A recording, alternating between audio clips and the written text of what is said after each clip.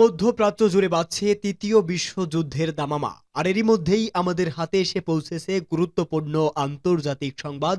শুরুতেই জানিয়ে দিব এই সংবাদগুলোর শিরোনাম। গতকাল শুক্রবারের খুতবায় আয়াতুল্লাহ খামেনি আমাদের শত্রু বিভাজন ও রাষ্ট্রদ্রোহের বীজ বপন করার কৌশল হাতে নিয়েছে।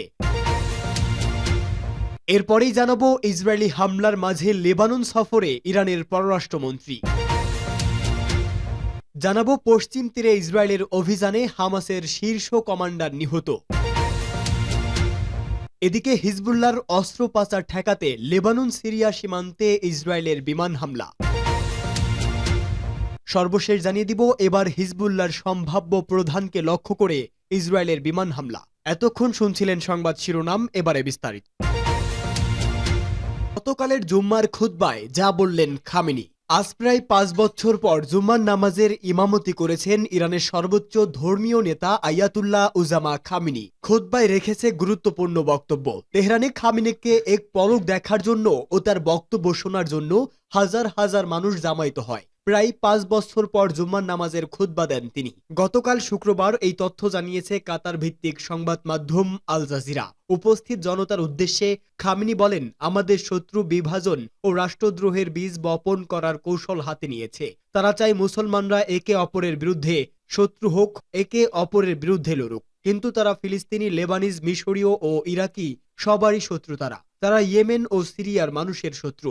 আমাদের শত্রু এক ও অভিন্ন, বললেন তিনি। খামেনি আরো বলেন, প্রতিটি দেশের শত্রুর হাত থেকে নিজেদেরকে রক্ষা করার অধিকার আছে মুসলিম দেশগুলোকে। তাদের অভিন্ন শত্রুর বিরুদ্ধে প্রতিরোধ গড়ে তুলতে হবে। তিনি বলেন, বৈধ ও সঙ্গত কারণেই 7 অক্টোবর দক্ষিণ ইসরায়েলে হামাস ও সাম্প্রতিক সময়ে ইসরায়েল ইরান ব্যালিস্টিক ক্ষেপণাস্ত্র হামলা চালিয়েছে বলে মত দেন খামেনি। উল্লাসিত জনতার উদ্দেশ্যে তিনি আরো বলেন, প্রতিটি দেশের প্রতিটি নাগরিকের এই চূড়ান্ত পর্যায়ে অত্যাচারীর বিরুদ্ধে নিজেদের রক্ষা করার অধিকার রয়েছে। খামেনি বলেন, ইসরায়েলের মোকাবেলায় ইরান হাত পা গুটিয়ে বসে থাকবে না বা দায়িত্ব পালনে তাড়াহুড়াও করবে না। ফিলিস্তিনিদের বিষয়ে বক্তব্য দেন তিনি। শুক্রবার খুতবায় খামেনি বলেন, ফিলিস্তিনিদের নিজেদেরকে সুরক্ষা দেওয়ার আইনি অধিকার রয়েছে। এই অপরাধীদের এই ভূমি অধিগ্রহণকারী বাহিনীর বিরুদ্ধে রুখে দাঁড়ানোর অধিকার আছে তাদের। নিজেদের মাতৃভূমিকে সুরক্ষা দেওয়ার জন্য ফিলিস্তিনিকে কোনো আদালত বা আন্তর্জাতিক সংস্থা দোষারোপ করতে পারবে না। এর আগে জানা যায়, ইসরায়েলে ইরানের ব্যাপক ক্ষেপণাস্ত্র হামলার পর তেহরানের পরবর্তী পরিকল্পনার বিষয়ে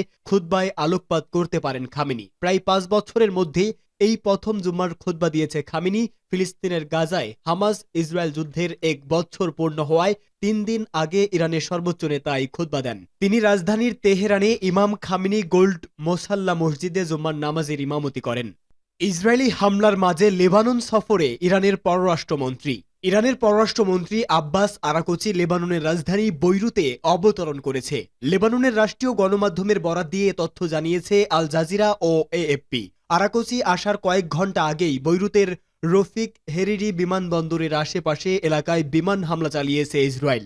লেবাননের ন্যাশনাল নিউজ এজেন্সি জানায়, ইরানের পররাষ্ট্রমন্ত্রী আব্বাস আরাকচিকে বহনকারী একটি উড়োজাহাজ ইরান থেকে এসে বৈরুতের রফিক হ্যারিরি আন্তর্জাতিক বিমানবন্দরে অবতরণ করেছে।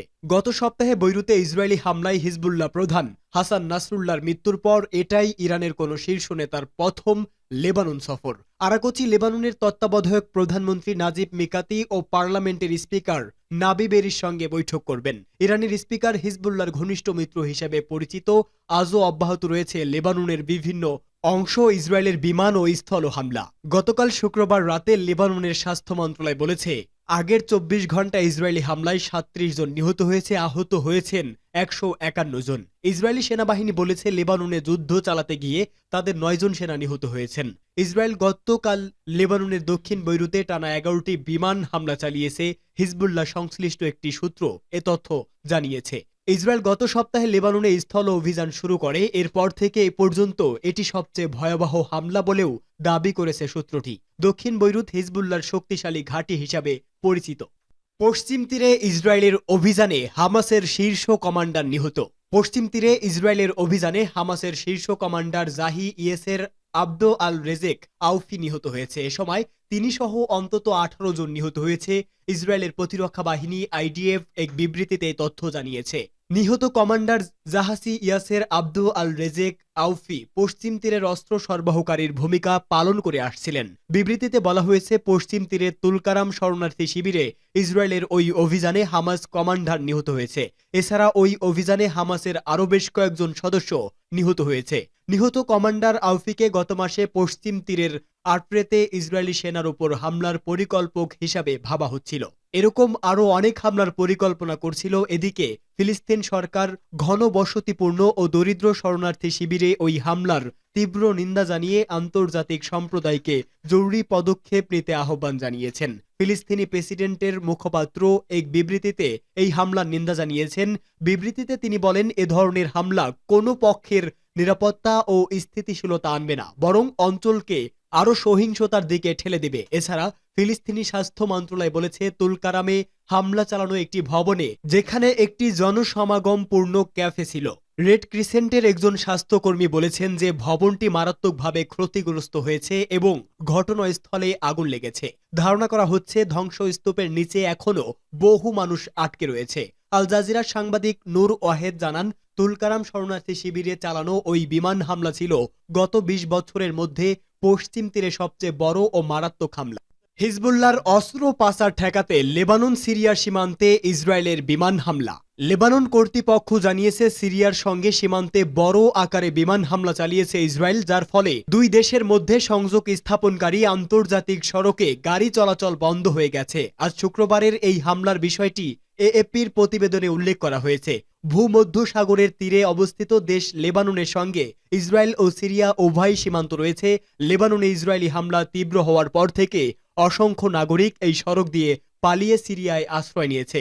ইসরায়েলের দাবি, সিরিয়া থেকে অস্ত্র পাচারের কাজে এই সড়ক ব্যবহার করে লেবাননের সশস্ত্র সংগঠন হিজবুল্লাহ। সংগঠনটিকে সিরিয়ার মিত্র বলেও অভিহিত করেছে দেশটি। লেবাননের সড়ক পরিবহন মন্ত্রী আলী আহমেদ এএফপিকে বলেন, এই সড়কটি হাজারো লেবানিজ নাগরিকদের কাছে গুরুত্বপূর্ণ, কারণ এটা দিয়ে তারা সিরিয়ার নিরাপদ আশ্রয়ে চলে যেতে পারেন। কিন্তু ইসরায়েলি হামলার কারণে এই সড়কে যান চলাচল বন্ধ রয়েছে। লেবাননের সরকারি সংস্থা জানিয়েছে, শত্রুপক্ষের যুদ্ধ বিমান মাস আনা এলাকায় হামলা চালিয়ে সড়ক যোগাযোগ বিচ্ছিন্ন করেছে। এবার হিজবুল্লাহর সম্ভাব্য প্রধানকে লক্ষ্য করে ইসরায়েলের বিমান হামলা। ইসরায়েলের বিমান হামলায় হিজবুল্লাহ প্রধান হাসান নাসরুল্লাহ নিহত হয়েছেন। এরপর থেকে নাসরুল্লাহ উত্তরসূরি হিসাবে আলোচনায় রয়েছে হাশেম সাফি উদ্দিন। তিনি নাসরুল্লাহর মামাতো ভাই। এবার এই হাশেম সাফি উদ্দিন দুনিয়া থেকে সরিয়ে দিতে লেবাননের রাজধানী বৈরুতে ভয়াবহ বিমান হামলা চালিয়েছে ইহুদিবাদী ইসরায়েল। ৩ জন ইসরায়েলি কর্মকর্তার বরাতে এ তথ্য জানিয়েছে মার্কিন সংবাদ মাধ্যম অক্সিয়স। অক্সিয়সের এক খবর অনুযায়ী স্থানীয় সময় বুধবার রাতে বৈরুতে হিজবুল্লাহ নির্বাহী কমিটির প্রধান হাশেম সাফি উদ্দিনকে লক্ষ্য করে বিমান হামলা চালায় ইসরায়েল। তবে তিনি কি অবস্থায় রয়েছে তা এখনও জানা যায়নি। হাশেম সাফি উদ্দিন নির্বাহী কাউন্সিলের প্রধান হিসাবে হিজবুল্লাহর রাজনৈতিক বিষয়গুলো তত্ত্বাবধান করেন। তিনি জিহাদ কাউন্সিলের সদস্য, যা প্রতিরোধ দলটিকে সামরিক কার্যক্রম পরিচালনা করে। একজন ইসরায়েলি কর্মকর্তা বলেছে, বৈরুতের দক্ষিণের একটি শহরে এই হামলা হয়েছে।